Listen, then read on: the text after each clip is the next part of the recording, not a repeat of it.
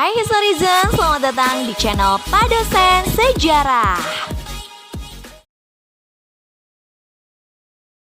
Hai Historizen, siapa yang suka kucing? Yuk kita sama-sama melacak sejarah kucing. Kucing adalah hewan peliharaan terpopuler di dunia. Kucing disebut juga kucing domestik atau kucing rumah. Nama ilmiahnya adalah Velociraptor catus atau Felis catus yang merupakan sejenis mamalia karnivora dari keluarga Felidae.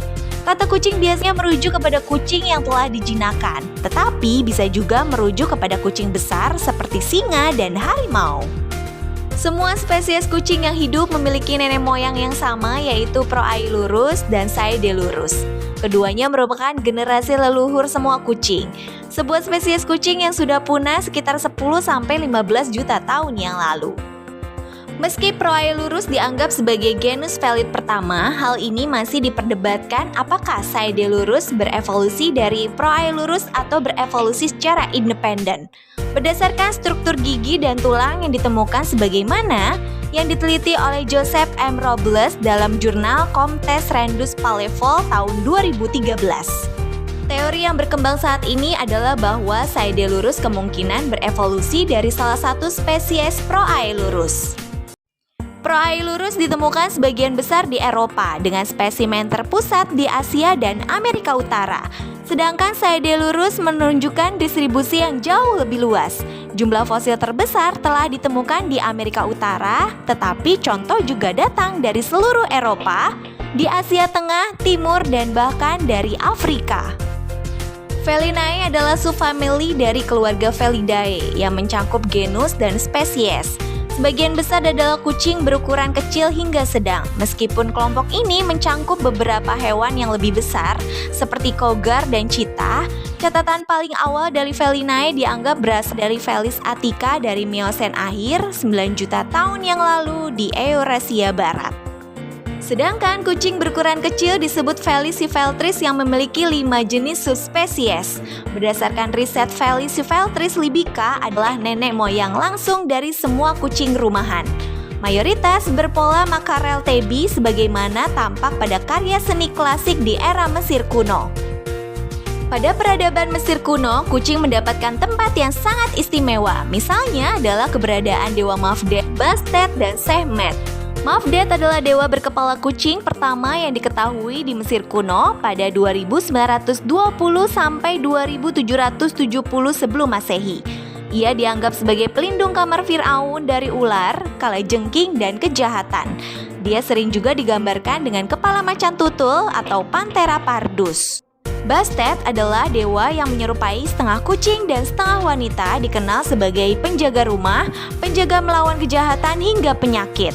Orang-orang memujanya secara luas karena Bastet dikaitkan dengan kewanitaan dan kesuburan. Sedangkan Sekhmet dikenal sebagai dewi balas dendam, penaklukan, dan perang. Dewi Sekhmet biasanya dipresentasikan sebagai singa betina atau wanita dengan kepala singa betina yang bawa cakram matahari dengan Uranus atau kobra pelindung di kepalanya.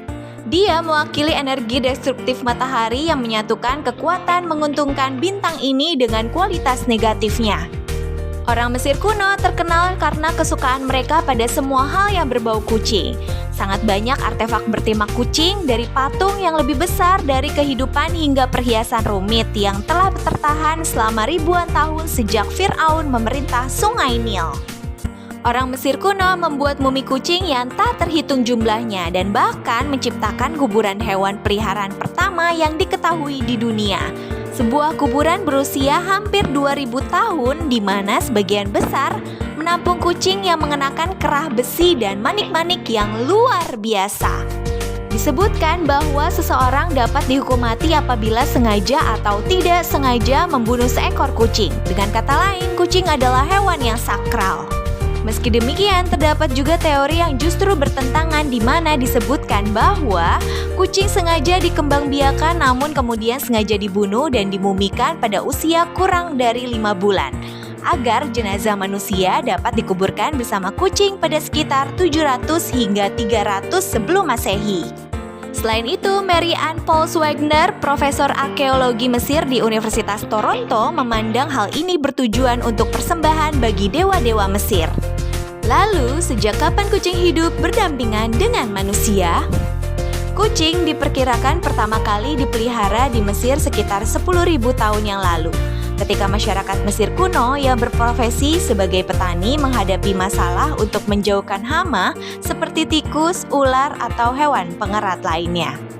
Dengan demikian, kucing memainkan peran penting dalam mengusir hewan-hewan tersebut dan melindungi persediaan pangan tetap terjaga, hingga akhirnya kucing menjadi hewan yang hidup bersama manusia. Ketika kucingnya wafat, sang keluarga pemilik akan mencukur alis mereka sebagai cara berduka cita. Dan pada umumnya, sang pemilik berwasiat untuk dikubur bersama kucing kesayangannya. Jean Denis Figny dan kawan-kawan dalam jurnal berjudul Proses Awal Domestikasi Mamalia di Timur Dekat, terbitan 2011 menyebutkan bahwa kedekatan kucing dan manusia sudah ada sebelum di Mesir kuno. Hal ini berdasarkan temuan tim arkeolog Perancis pada tahun 2004. Di sana terdapat sisa-sisa manusia dan kucing yang dikubur dengan kulit kerang, batu yang dipoles, dan artefak dekoratif lainnya di situs kuburan berusia 9.500 tahun di Pulau Mediterania Siprus, tepatnya desa Neolitik Silorokambos. Kucing diprediksi dibawa dari Turki yang merupakan daerah terdekat dari Siprus. Di era Romawi kuno, kucing dianggap sebagai simbol kesuburan seperti patung keramik dari masa 100 tahun sebelum Masehi. Selain itu, kucing dimanfaatkan sebagai penjaga lumbung makanan dan juga hewan peliharaan. Bahkan, kucing disebut sebagai satu-satunya hewan yang diizinkan berkeliaran di sekitar tempat yang dianggap suci. Karya seni mozaik di era Romawi juga banyak menampilkan kucing sebagai objek utama. Memasuki abad ke-13 atau abad pertengahan, tepatnya 13 Juni 1233, Paus Gregorius IX menghubungkan satanisme dan ilmu sihir berhubungan dengan kucing, terutama kucing hitam, sehingga kucing harus dimusnahkan. Akibatnya, selama 200 tahun orang-orang yakin bahwa penyebaran pandemi Black Death di Eropa karena kucing. Meski sebenarnya adalah karena tikus yang bebas menyebarkan bakteri dari kutu tikus tanpa adanya kucing untuk memburu mereka. Pada abad ke-16 dan 17, kucing dimanfaatkan untuk hewan perang di mana ia akan dibekali dengan bahan peledak yang ditempelkan ke tubuhnya. Semua ilustrasi di sini berasal dari bahan peledak awal dan manual peperangan yang disalin dan disalin ulang dengan perubahan antara abad ke-16 dan 17. Pencetus langsung gagasan di balik bom kucing dan buru ini adalah Franz Helm dari Cologne, seorang ahli artileri untuk Pangeran Jerman dalam melawan pasukan Turki selama pertengahan abad ke-16. Pada masa Perang Dunia I dan II, kucing sering diadopsi sebagai sahabat, maskot, atau pemburu tikus. Misalnya, perwira angkatan udara yang terhibur dengan adanya anak kucing selama Perang Dunia I. Atau Pincher, si maskot kapal amfibi HMS Vindex milik Inggris selama Perang Dunia I. Blackie, kucing yang dibelai Perdana Menteri Inggris Winston Churchill di kapal Prince of Wales pada tahun 1941. Gerakan ini mengubah Blackie menjadi selebriti. Kisah yang paling heroik adalah peran Simon, si kucing yang membantu menyelamatkan pasukan Amerika dengan cara menghibur tentara yang sekarat dan mengamankan makanan dari tikus. Angkatan Laut memberinya medali Deacon, penghargaan tertinggi yang diberikan untuk seekor hewan. Simon menjadi kucing pertama dan satu-satunya yang diberikan medali tersebut. Bagaimana kucing di era Hindia Belanda? Gambar dan ilustrasi kucing dapat ditemukan dalam buku anak-anak tentang kehidupan keluarga Eropa di Hindia Belanda tahun 1890 atau Lily Schouten di Planterschool Vereniging Brastagi 1935. Kucing memang menggemaskan dan ia sering dijadikan objek foto tunggal oleh pemiliknya dengan segala tingkah pola si kucing, baik di dalam maupun di luar ruangan. Misalnya adalah foto kucing di Jawa tahun 1917 dan 1935 yang sedang duduk di kursi, duduk di tepi jendela tahun 1920, kucing sedang makan tahun 1930, kucing bersantai di sofa di Batavia tahun 1919, sepasang kucing sultan berjenis Angora milik Emmy de Maurice van der Hoeven di Bandung 1920, atau bahkan seekor kucing yang menjadi model pada studio foto di Bogor tahun 1907. Terkadang kucing ini juga difoto dengan hewan lainnya, misalnya foto kucing dan anjing di Jawa tahun 1920, foto kucing dan rusa di Weda Maluku 1930. Biasanya sang pemilik juga ikut dalam foto kucing dan anjingnya sebagaimana tampak pada foto pria dengan anjing dan kucing di Garut 1914, foto anak-anak laki-laki dengan kucing dan anjing 1930, atau foto Heng, Anneke, dan Wouter Abenhuis di Wonosari Gunung Kidul, Jogja 1939 yang sedang bermain dengan anjing dan kucing, Bepi Sibenhar terhook dengan peliharaannya kucing dan 2 ekor anjing di Blimbing Selatan, Jombang 1925, atau foto anak-anak perempuan berfoto dengan kucing dan anjing di Jambi 1928. Kucing memang hewan yang ramah dengan anak-anak seperti tampak pada foto-foto gadis kecil dengan kucing Jawa Barat 1914, Kowenar Demers di Cimahi 1916, Putri Menir LJ Ruser di Bandung 1920. Anne Mary berfoto dengan koleksi mainan bonekanya beserta seekor kucing di Bandung 1924, Sonya dan kucingnya di Semarang 1926, Martha Frohwein dengan beberapa kucingnya di Jambi 1926, Tilly Wissenborn berfoto dengan kucing di taman rumah di Garut sebelah Hotel Papandayan tahun 1927.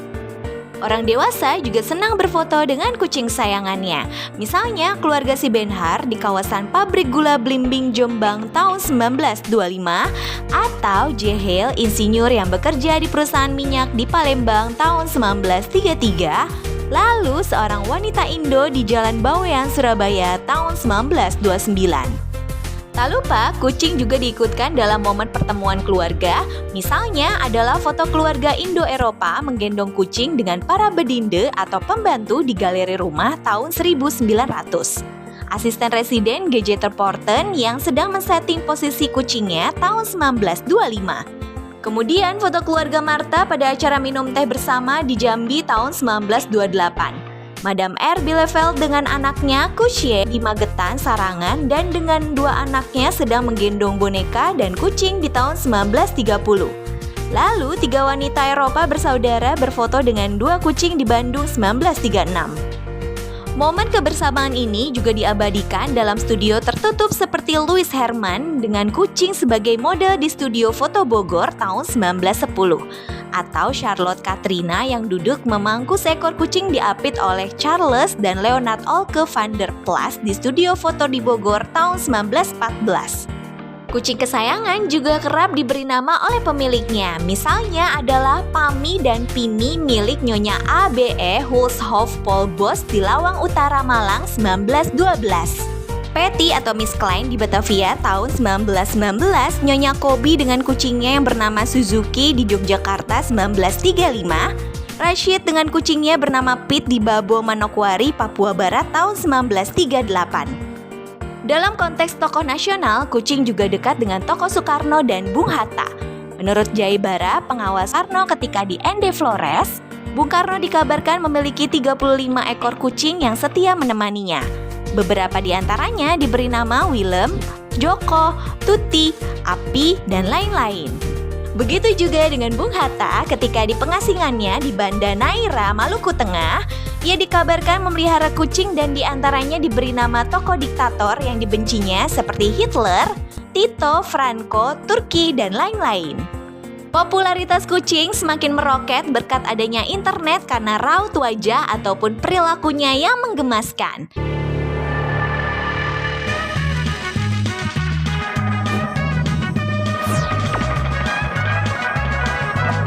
Ini dia kucing selebriti di dunia maya.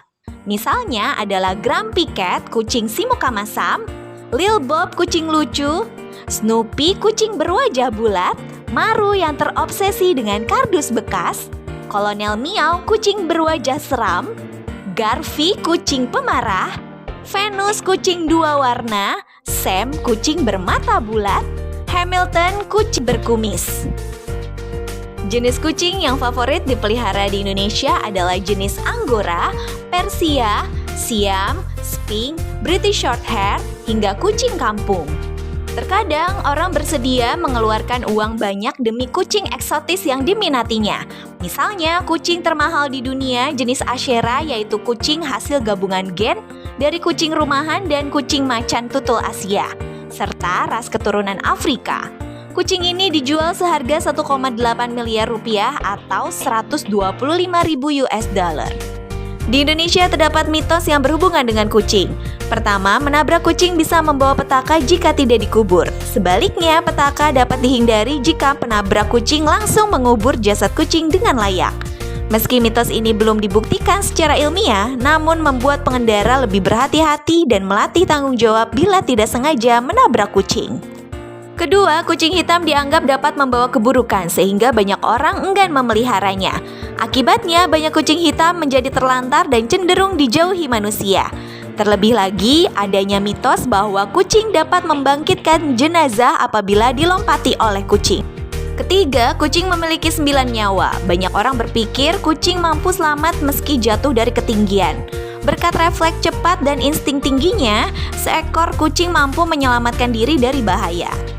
Memelihara kucing juga bermanfaat bagi pemiliknya, misalnya menghilangkan stres, menghilangkan rasa sepi, mencegah penyakit jantung, meningkatkan imunitas tubuh, mengurangi resiko stroke, membantu interaksi anak-anak, melatih kesabaran, menumbuhkan empati kepada makhluk hidup, dan lain-lain. Jadi, apakah kamu tertarik untuk memelihara kucing? Terima kasih Historizen sudah menonton channel Pak Dosen Sejarah. Jangan lupa subscribe, like, comment, and share. Follow juga Twitter dan Instagram @padosensejarah.